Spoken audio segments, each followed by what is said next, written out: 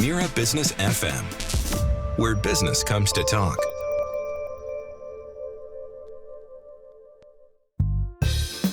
Good afternoon and welcome to Midday Majlis with myself, Sahar Mushtaq, on Mira Business FM, where conversations connect and ideas come alive right at midday. Before we dive into today's discussion, don't forget that you can catch Midday Majlis live on Mira Business FM, streaming now on YouTube, Rumble, Facebook, and of course, Telegram. Our podcast is also available on all your favorite platforms, anytime, anywhere. And today, actually, we're going to talk about something very different, very interesting.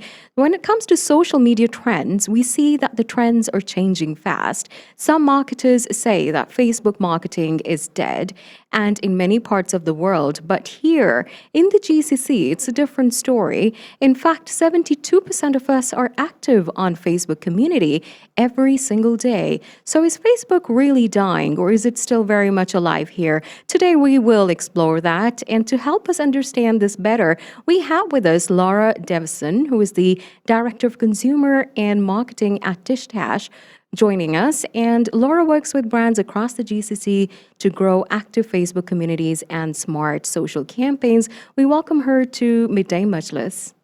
Thank you so much. It's great to be here. Laura, you said that the Facebook community is still growing and Facebook is very much alive. So what makes you say that?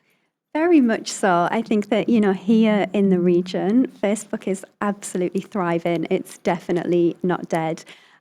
We work with, so we own quite a few different Facebook communities, one of which is That Dubai Girl. And just to give you an example, we have over 41,000 community members of that group. 39,000 are active every day. So that kind of tells you that people are definitely engaged. They're there, they're having the conversations.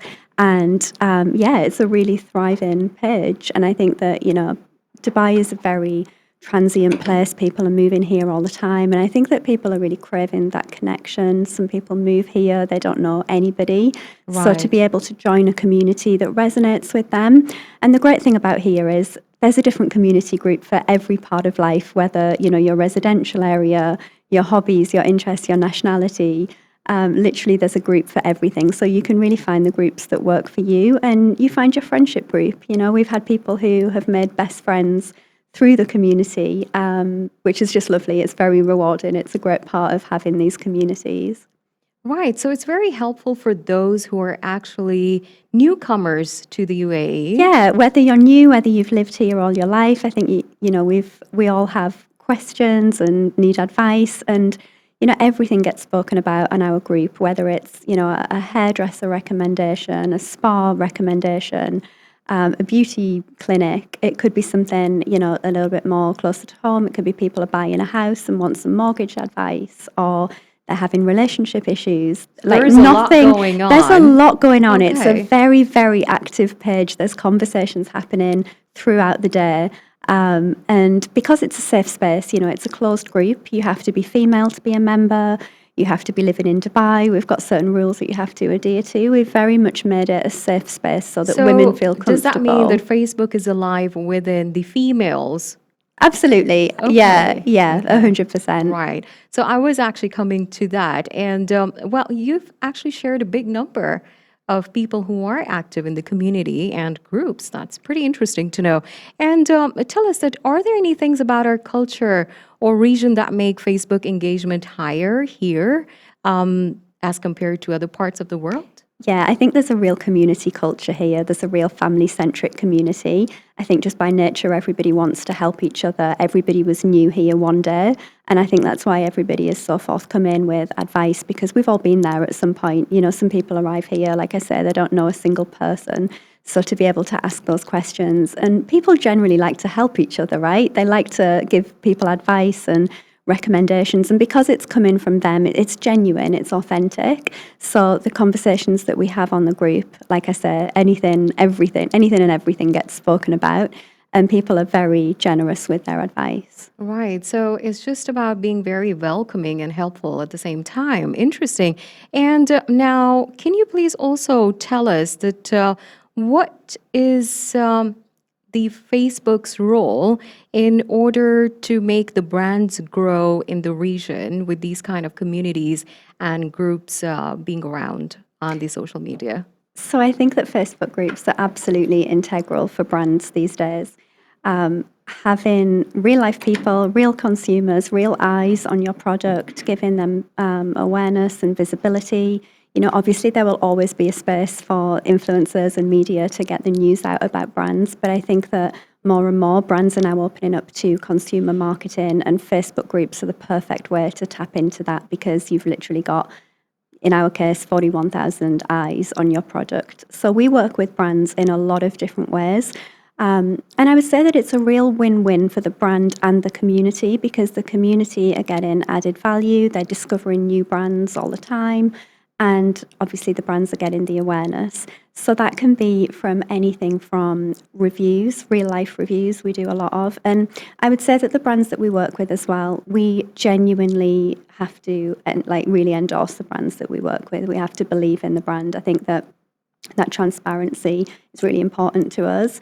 And that helps us to be able to share our recommendations and our findings with the community as well. So it can be anything from, like I say, reviews, it can be competitions and giveaways, it can be reels and UGC content. We work on affiliate programs as well. There's so many different things that we can do with brands that really gets them ROI. Again, we also take the conversation offline as well. So as much as our community is very online, I think it's great to bring people together in person as well. So we do a lot of in-person events where we incorporate brand events as part of that as well. So for brands, they get in both sides. They get in the online and the offline. We do a lot of focus groups for brands. So if they're bringing a new product into the market and they want some people to test it, we can bring 15 to 20 women together. We have that database of women And who are there. these are the women from the community. Exactly, yeah. Okay. And we can filter it exactly by, age, whatever that brand is particularly looking for. We can bring those ladies together and have a full focus group where they get to try the product, they get to give their feedback. And that's really valuable to brands who have maybe not yet launched here in the market. And especially when you're able to customize it in a way that they want. Exactly, and that's the great thing about Facebook, and that we get those metrics, we get that data, so we know exactly who our audience is. And what I will say is, for that Dubai Girl, it's a real mix of women from 19 through to 50. So we have the Gen Z audience on there, but we also have, a huge different age range and different nationalities as well. Wow, which is really interesting. So now, content is king, as we know. And so what kind of content do people here in this region, the GCC, enjoy the most? Do they enjoy videos, shorts, reels? What is it that they really find themselves more connected to? In terms of Facebook, it's very much the static content, so the carousel imagery and just the written conversation that goes on. I think that's what people are really looking for on Facebook. They want that those recommendations, which, we have. If somebody asks for a recommendation, we can have up to 100, 200 comments on that one post with people sharing. So it's very much about that kind of content on Facebook. On Instagram, obviously Reels perform very well, the UGC content that we create. And I think because it's not super polished as well, it's very natural, it's organic. Our reels are made by real-life people, not content creators. So I think that resonates a lot with the audience as well. Right. So that way they can relate to them better. Exactly. Right. Yeah. And many global brands are actually, with their presence on Facebook, are doing pretty well. But then how do the local businesses do when it comes to establishing their business? Are they going with a different kind of approach when it comes to that? They do extremely well because they're a lot more open. They don't have, a lot of local homegrown businesses. They don't have as strict guidelines, so they can be a little bit more flexible with the content that they want to put out there. So they might be happier for us to do a UGC style reel or some real life content. It doesn't have to be as polished and shiny as perhaps some of the bigger global brands. Mm-hmm. So we actually see a very good return on investment for smaller clients that work with us. Interesting. And you did say that you have ages ranging from 19 to 50. So I'm sure that there is content that you guys are posting in a way to keep all of these different ages engaged at the same Exactly. time. So Yeah. isn't that a bit of a challenge? I don't think so. I think that ultimately, what people want is connection. They want to feel part of a community. And so what we kind of, bring together, it really does touch a lot of different, like it hits a lot of different touch points. So like I said, our Instagram page, we do a lot more reels, a lot more moving content, and that probably resonates more with our younger audience. But over on Facebook, we can obviously do a lot more in terms of the content and the static posts. So yeah, it's a real mix, but it's very interesting. When we do our events, when we take things offline and we do our in-person events, there's a real mix of age groups at all of our events. So it just shows that it's got that universal appeal. Ultimately, people are looking for connection. They're looking for face-to-face time. They're looking to build connections and network with people. So I think what we do really does resonate across the board with everybody, and people find their friendships through the group. So yeah, That's it does work lovely. very well. Yeah, yeah, I'm sure it does. And talking about the engagement, how much do you agree that organic engagement makes the real difference for businesses? 100%. Yeah, I think it really does. I mean, I think it's important to have, the like Facebook ads, and that's very important for things such as lead generation and promoting events and things. But in terms of actual content and having brands, having community resonate with the brand, then the organic content is definitely super important. That's what performs best for us. Right. And do you think it is sometimes challenging to kind of target the right kind of audience, the right kind of age range, the gender, in order to get the business the right kind of ROI, as you were talking about earlier?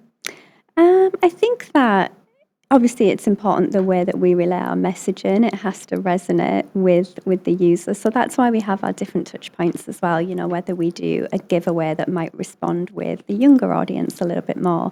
Versus a written Facebook post just explaining the product. I think the main important thing is the transparency and letting people know if we are working with a brand, if they are our partners, then we actually make sure that people know there's full visibility across the platform, because that ensures that the trust is there. So I think as long as we are working in a way that is very aligned with what the audience want, then it's great. We've got different touch points that we can make sure it appeals to everybody. Makes sense. And for companies looking to grow on Facebook, what works better in this region? So I think for like exactly what we do with our brands that we work with, we offer a lot of different packages based upon budget and how long they want to work with us for. I think that these days people need to see a brand in 7 different places before they'll make a purchasing decision. So it's important to us that we give our brands that we work with full visibility across the whole spectrum. So not just Facebook, but we have a big consumer database of our audience, so we can send out mailers as well. We can do things on Instagram. Like I say, we can bring in the offline events. So there's so much that we can do to make sure that they get the full visibility right across the board. And that's also giving the community that value as well. They can come along to an event, learn about a new brand, and become engaged in it before they actually make that purchasing decision.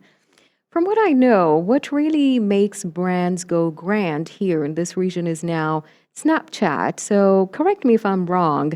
How do you see Snapchat actually getting businesses more interaction or engagement?